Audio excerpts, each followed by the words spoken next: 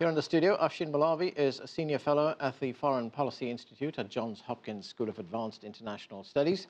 Also with us, Saruhan Hatipoglu. He's the CEO of Business Environment Risk Intelligence and CGTN's Global Economics Analyst. From Beijing, Victor Gao is an international affairs commentator and analyst. And from Philadelphia, the co-founder of the Tea Party movement, Michael Johns. Welcome to all of you. Let's start with Victor. Victor, so we have these tit-for-tat tariffs imposed by the United States and China. What do you make of it, and could it in some way precipitate a trade war, which China has repeatedly said it does not want? Well, from the Chinese perspective, the United States has already launched a trade war against China, and China is left with no other better options but to retaliate against the United States. The Chinese government has already announced the first list of measures against the United States. And as you just now reported, China is also considering going to the WTO to complain against the United States. But I think it is very imminent that the Chinese government may announce the second round of measures against the United States to be more targeted against certain list of U.S. exports to China. And this time, I'm afraid, the list may be longer and more substantive, and it may target more products from the United States, especially agricultural products and some of the industrial products. And this will really have the risk of pushing this trade war higher and higher and more serious. Therefore, I think the Chinese position is to call on the United States to discontinue all these trade war practices and sit down at the table and talk with the Chinese side about how to achieve greater balance in the bilateral trade. Try to get around the WTO is the wrong thing for the United States to do. The better way is to stick with the WTO rules, and this 301 ruling is definitely in violation of the U.S. commitment to the WTO, and China is firmly opposed to that. Michael Johns, to what extent is this about domestic politics in the United States? To what extent is President Trump talking to his base here? I don't think it's political rhetoric. I mean, it is absolutely true that the president ran calling out China on some very unfair trade practices that, frankly, have not received high-level attention from the United States for 3 decades. And the result of that's been a $385 billion trade deficit, over 5 million manufacturing jobs lost over the last decade, and an extraordinary diminishment of U.S. manufacturing, with thousands of U.S. manufacturing facilities being closed. And so the trade tariffs were a commitment that the president made. The American people supported that. That was part of his mandate as president. And I do believe that that is the inspiration now for China's willingness to talk. It's Michael, let me stop you there. These aren't discussed. Yeah, let me stop you there for a moment. When you say this is about the loss of manufacturing jobs in the United States, so the ultimate aim, or one of the aims, is to get those jobs back to the United States? Do you see that happening? Well, I do believe that we're going to have a manufacturing boom in this country. I think we're going to see the restoration of many, maybe not all, of those jobs. But the reality is that the end goal here is something that's going to be hugely beneficial to U.S. trading relations and to China if we are able to establish what I hope will be free and fair policies between both of us. Frankly, the best thing I think that could have been done would have been to have tackled this a decade ago. And it's one of a series of policies that the president correctly says the U.S. has been procrastinating on. So it's not necessarily China's fault.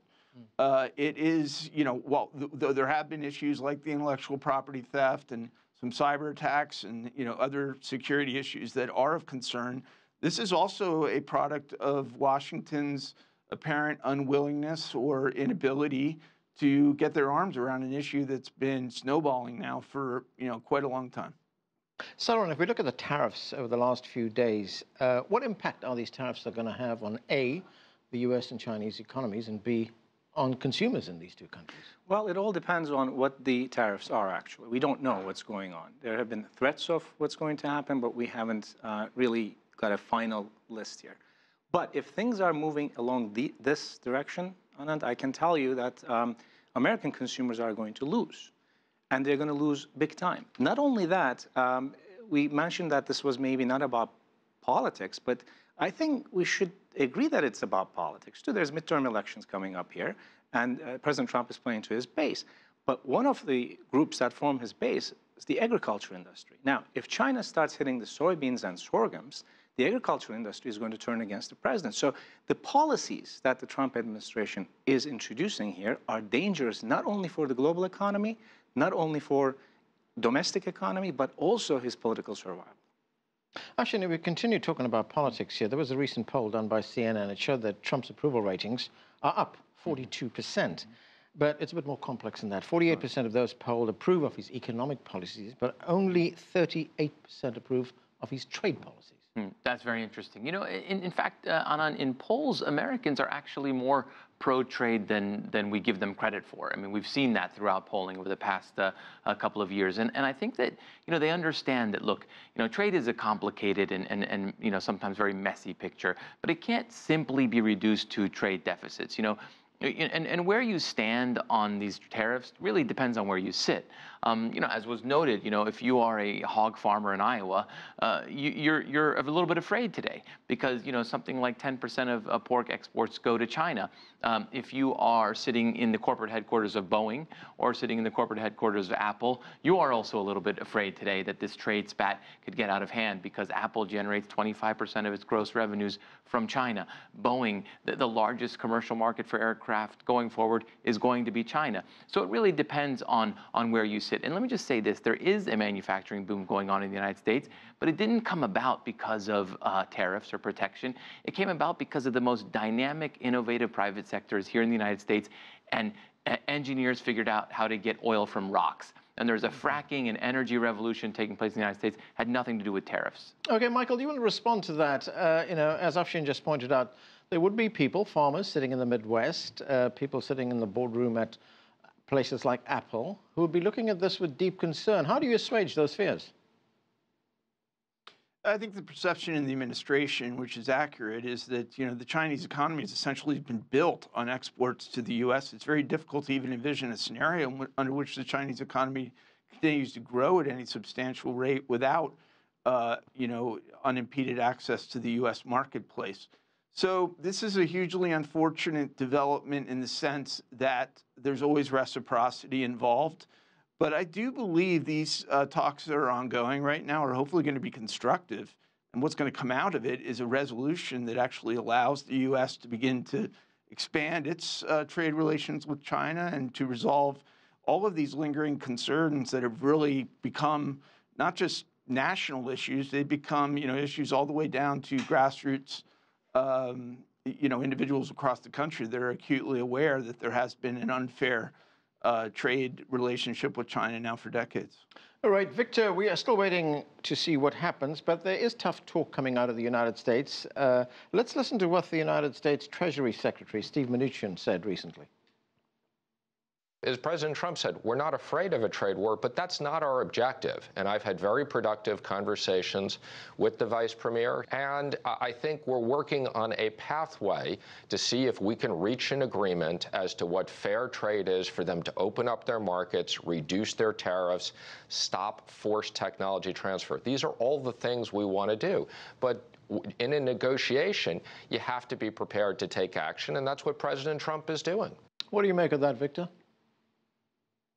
Well, negotiations between Washington and Beijing is always better than any kind of bluffing or threatening to launch a trade war. And let me make a couple of very brief points. First of all, if the United States expects that it will come out of this trade war as a net winner, it's a fantasy to be dashed very loudly. A trade war between China and the United States will leave both the United States and China as losers.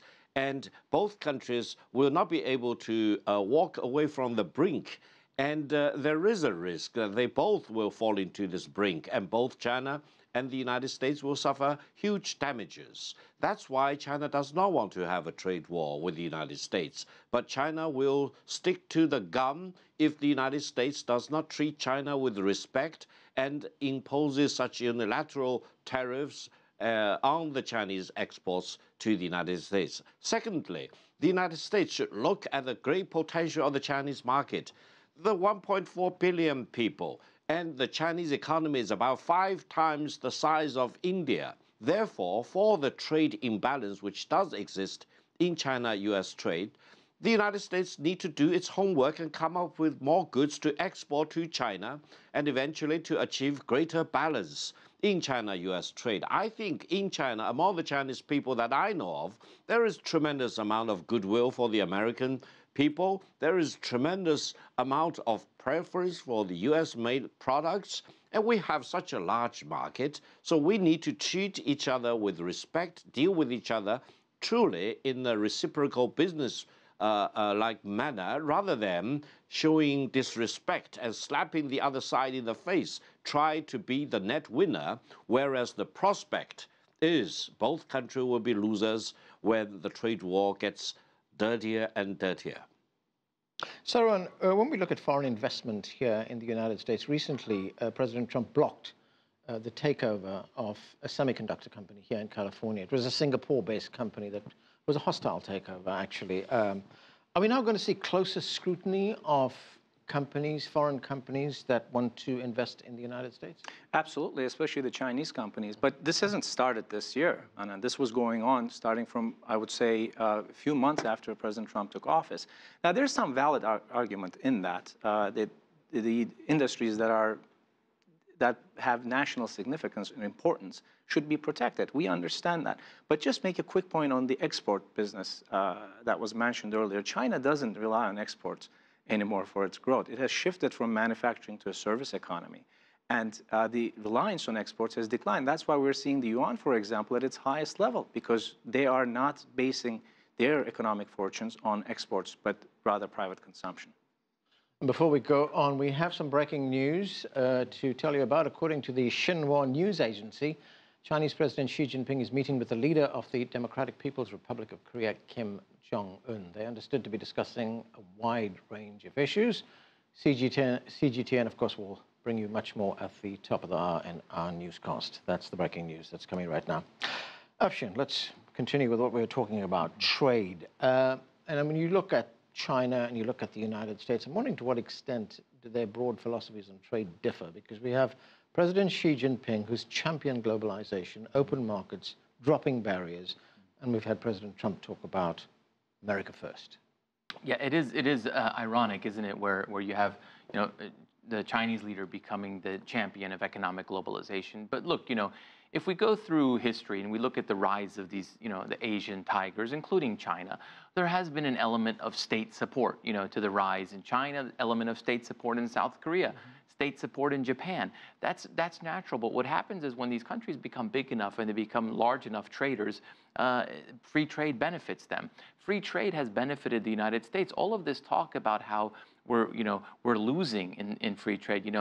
Tell that to residents of, frankly, a state like South Carolina, where they are exporting cars around the world. And guess what cars they're exporting around the world? BMWs and Nissans, because of the foreign direct investment. So globalization is not a zero-sum game, and there's going to be winners and losers. And America, on a net basis, has benefited from globalization. Michael Johns, if we look at some of the common ground here in this trade relationship, one of the big complaints, of course, from the United States has been lack of access to the Chinese market. But now the Chinese are responding. Let's listen to what they had to say. We strive to make our market of the 1.3 billion Chinese people a level playing market for all kinds of Chinese and foreign companies with various forms of ownership. Of course, it should be a two-way opening up. We hope the U.S. and other countries can also create a fair and non-discriminatory business environment for Chinese and foreign companies. So lots of work to be done, no doubt, Michael, but isn't that what the U.S. wants to hear? I think rhetorically that's what we want to hear. I think the rub is always in the details, and the issues, I think that are being brought up are very concrete and substantive. I mean, we have issues as it relates to currency devaluation of the yuan. We have issues as it relates to the subsidy of industry. We have issues as it relates to labor conditions and unfair, really labor-to-labor relationships that have impeded, I think, U.S. access to the market. And then obviously, you know, as much as there's a criticism in China now for U.S. tariffs, China itself has been employing tariffs essentially against the U.S. for decades. So the goal in this whole thing should be to establish, you know, a more free, open trade relationship. And by the way, it may well be at the end of the day that the U.S. runs a trade deficit with China. That's not in and of itself the end of the world. What we do want to see, as your question points out, is to see less impediment to U.S. exports. There are things that China can do exceptionally well and maybe better than the United States. There's lots of things created here, particularly in the areas of high-end manufacturing, et cetera, that we could potentially export to China, and especially if our intellectual property rights are protected, which they are not currently. Victor, let's look at some of the numbers here. The $60 billion in tariffs, which President Trump is talking about, is less than 3% of China's global exports. And the Bloomberg agency is reporting that it could lower China's GDP by 0.1%. Put that into some kind of perspective for us. Are we looking at measures here that are more symbolic than measures that are of real substance? Well, by now, China is the largest trading partner with more than 130 countries in the world, including with the United States. And China is the second largest trading partner for the remaining countries and regions in the world. So China is the largest trading nation in the world, and also is the largest manufacturing country in the world. And by this year, China is becoming the largest consumer market in the world. These are very solid and substantive numbers. Now, the problem with the U.S. imposition of tariffs on the 60 billion Chinese export to the United States is not just a matter of the numbers or the percentage in the total trade volume of China. I think it is the wrong thing for the United States to do because it's relying on the so-called 301 provisions, which the United States already committed to the WTO not to use because it's anachronistic. It's embedded in the Cold War era. It was embedded in the middle of the 1970s before the normalization and establishment of diplomatic relations between China and the United States. This is a matter of principle. China will not tolerate the United States using the 301 clause to impose sanctions on China because China believes this is the illegitimate thing, this is the wrong thing for the United States to do. We do want to make efforts to achieve greater balance in China-US trade, but I think the better way is for the United States to export more to China. I think several US officials mentioned the export of LNG to China, crude oil to China. I'm a big fan of that. I'm promoting this together with many friends here in China for China to import more goods from the United States, but threatening to impose sanctions on China and threatening to slap on the face of China is not conducive to all these positive efforts to encourage greater import of U.S. goods from the United States to China or to facilitate U.S. export of goods from the United States to China. We need to have a better way. We need to have more healthy and constructive environment so that greater progress can be made to achieve more balance in China-U.S. trade. Okay, Sarah? I just wanted to add to that. The numbers that you've given are really, really small numbers. I don't think it is the numbers themselves, but it is what, for example, if we look at the stock market last week, that 60 billion number shaved off $1.5 trillion from the stock market. Everything is integrated. Supply chains are integrated.